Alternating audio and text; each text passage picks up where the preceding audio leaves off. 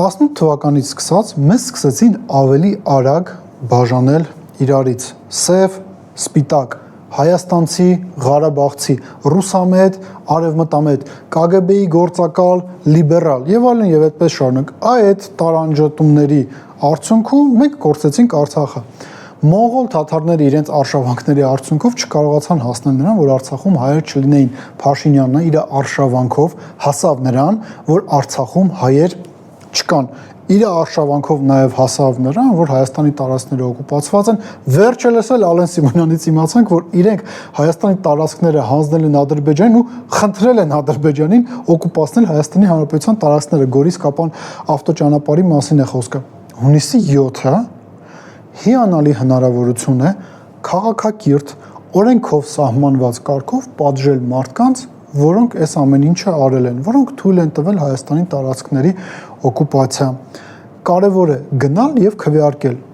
Նաեւ կարևոր է տեր կանգնել այդ քվեին։ Հիշեք եւս մի կարևոր բան, եթե դուք հունիսի 7-ին իրեն չեք պատժելու ձեզ խաբելու համար, ինքը ձեզ դրա համար պատժելու է։ Վեր կկենա եւ կասի Սյունիքը Հայաստանա եւ վերջ, Շիրակը Հայաստանա եւ վերջ, Արմավիրը Հայաստանա եւ վերջ, վերջը դրա դուք հասկանում եք, հետևաբար ընտանիքներով, բարեկամներով, հարազատներով գնացեք ընտրատեղամաս, արտահայտվեք, պատժեք ձեզ խափողին, ով խոսք է տալիս օրինակ, որ ձեր սոցիալ-տնտեսական խնդիրները կլուծի, որ դուք տուգանքի մատերիալ չեք եւ այլն եւ այդպես շարունակ, բայց այս տարիների ընթացքում բարելավեց միայն իր շրջապատի, նեղ շրջապատի սոցիալ-տնտեսական իրավիճակը։ Այ գնացեք դրա համար պատժեք։ Դուք չեք սխալվել 18 թվականին, երբ որ դժգոհել եք նախկին իշխանություններից։ Դուք պարզապես սխալվել եք այս մարդուն իշխանության բերելով։ Լավ հնարավորություն է հունիսի 7-ին ուղղել այդ սխալը եւ հետո նաեւ տեր կանգնել սեփական քվեին։ Եթե մենք դա չանենք, եթե Հայաստանի Հանրապետության քաղաքացիները, հայերս դա չանենք,